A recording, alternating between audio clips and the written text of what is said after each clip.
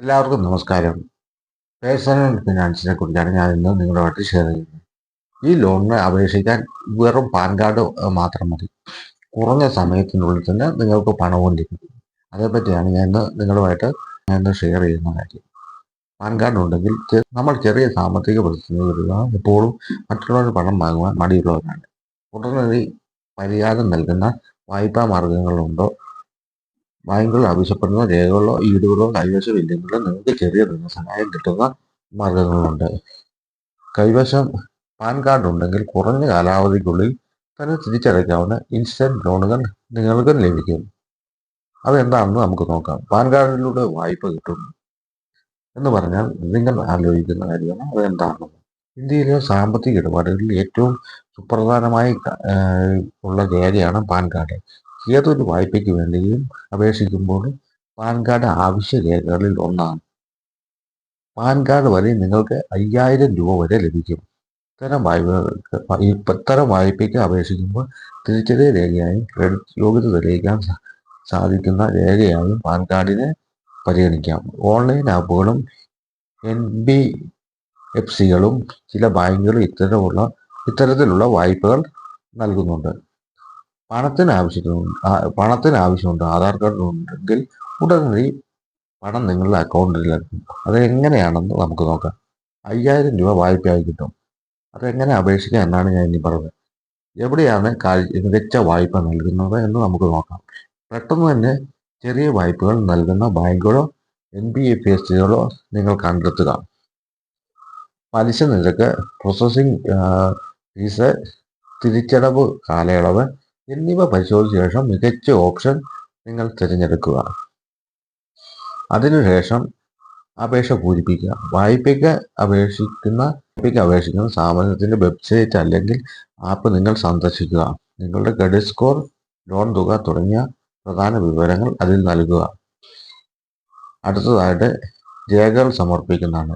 തിരിച്ചറിയൽ രേഖയായി നിങ്ങൾ പാൻ കാർഡ് അതിൽ അപ്ലോഡ് ചെയ്യുക. ചില ധനകാര്യ സ്ഥാപനങ്ങൾ ആധാർ കാർഡോ സാലറി സ്ലിപ്പോ ചിലപ്പോൾ ആവശ്യപ്പെട്ടേക്കാം. ചില സ്ഥാപനങ്ങൾ ആധാർ കാർഡോ പാൻ കാർഡോ ആവശ്യപ്പെടാനുള്ള സാധ്യതയുണ്ട്. വിവരങ്ങൾ നിങ്ങൾ വിശദമായി പരിശോധിക്കുക. വായ്പയ്ക്ക് ആവശ്യമായ എല്ലാ വിവരങ്ങളും നൽകി നിങ്ങളുടെ അപേക്ഷ പൂർത്തിയായിട്ടുണ്ടെന്ന് നിങ്ങൾ ഉറപ്പുവരുത്തുക. അടുത്ത സ്റ്റെപ്പാണ് വായ്പ അംഗീകരിക്കുക എന്നുള്ളത്. അപേക്ഷ അവലോകനം ചെയ്ത ശേഷം യോഗ്യതാ മാനദണ്ഡത്തെ അടിസ്ഥാനമാക്കി നിങ്ങളുടെ അപേക്ഷ അംഗീകരിക്കുകയോ നിരസിക്കുകയോ ചെയ്യും. സഹകരണ ബാങ്കിലാണ് അത് ബോർഡ് മെമ്പർമാരാണ് തീരുമാനിക്കുന്നത്.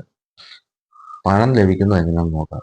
വായ്പ അംഗീകരിച്ചാൽ ഈ തുക നിങ്ങളുടെ ബാങ്ക് അക്കൗണ്ടിലേക്ക് ക്രെഡിറ്റ് ചെയ്യപ്പെടും. മാത്രമല്ല മിനിറ്റുകൾക്കുള്ളിൽ തന്നെ ഈ പണം കിട്ടാനും സാധ്യത ഏറെയാണ് എന്നുള്ള കാര്യം നിങ്ങൾ മനസ്സിലാക്കുക. 5000 രൂപ നൽകുന്ന ഈ പാൻ കാർഡ് വായ്പയുടെ നേട്ടങ്ങൾ എന്താണെന്ന് നോക്കാം. മിനിറ്റുകൾക്കുള്ളിൽ തന്നെ നിങ്ങളുടെ 2 ലക്ഷം രൂപ വരെ കിട്ടും.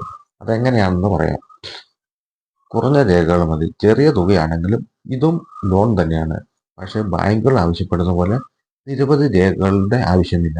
പ്രധാന രേഖയായ പാൻ കാർഡ് തന്നെ മതി. ആവശ്യമെങ്കിൽ സാലറി സ്ലിപ്പും ആധാർ കാർഡും നൽകേണ്ടി വന്നേക്കാം. പെട്ടെന്ന് പണം ലഭിക്കും. പൂർണ്ണമായും ഓൺലൈൻ പ്രക്രിയയിലാണ് ലോണിന് അപേക്ഷിക്കുന്നതും അംഗീകരിക്കുന്നതല്ല. അതിനാൽ സാധാരണ ലോണിനേക്കാൾ പെട്ടെന്ന് തന്നെ നിങ്ങൾക്ക് വായ്പ ലഭിക്കുന്നതാണ് ഇതിൻ്റെ ഗുണം. ഇതിന് ഈടില്ല എന്നതാണ് ഒരു പ്രത്യേകത. അതായത് സ്വത്ത്, സ്വർണം ഇതൊന്നും ഇല്ലാത്ത ഏതൊരു സാധാരണ പൗരനും ഇതിലൂടെ വായ്പ ലഭിക്കുക എന്നുള്ളതാണ് ഈ പ്രത്യേകത. സഹകരണ ബാങ്കിൽ ചെന്ന് കഴിഞ്ഞാൽ നമ്മൾ ഷെയർ ഉണ്ടെങ്കിൽ നമ്മൾ ബോർഡ് മെമ്പർമാരുടെ പുറകെ നിന്ന് അവരുടെ റെക്കമെൻഡേഷനും എല്ലാം വേണം നമുക്ക് ലോൺ പാസ്സാക്കി എടുക്കാൻ.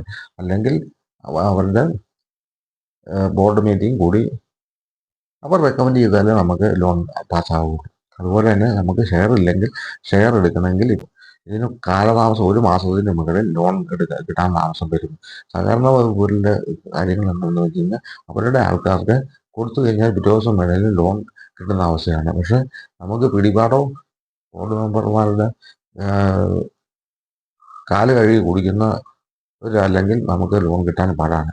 ഇവരുടെ പാർട്ടിയിൽപ്പെട്ട് ഭരിക്കുന്ന ആരാണോ സഹകരണ പ്രസ്ഥാനങ്ങൾ ഭരിക്കുന്ന ആരാണോ അവരുടെ ആൾക്കാർക്ക് ലോൺ കിട്ടാൻ എളുപ്പമാണ്, എത്ര തുകയാണേലും. സഹകരണ ബാങ്കല്ല, സഹകരണ പ്രസ്ഥാനമാണ് റിസർവ് ബാങ്ക് പറഞ്ഞു കഴിഞ്ഞു. അതുകൊണ്ട് ബാങ്കെന്ന് വിളിക്കാൻ പറ്റില്ല, സഹകരണമാണ് ഇവർ തമ്മിൽ. മറ്റുള്ള ഈ ഭരിക്കുന്നവരും പ്രതിപക്ഷത്തിരിക്കുന്നവരും തമ്മിൽ ഒരു സഹകരണത്തിലാണ് സഹകരണ പ്രസ്ഥാനങ്ങൾ പോകുന്നത്. അല്ലാതെ സാധാരണക്കാരന് ഇതുകൊണ്ട് പ്രത്യേകിച്ച് ഒരു ഗുണവും ഇല്ലാത്ത അവസ്ഥയാണ്. രാഷ്ട്രീയക്കാർക്ക് മാത്രമേ ഇതുകൊണ്ട് ഗുണമുള്ളൂ. നമ്മളെപ്പോലുള്ള ലോൺ നിന്ന് കഴിഞ്ഞാൽ ഇതിൻ്റെ പുറകെ നിന്ന് നൂലാമാലകൾ പറഞ്ഞ് നമുക്ക് ലോൺ തരാതിരിക്കാനാണ് ഇവർ ശ്രമിക്കുന്നത്.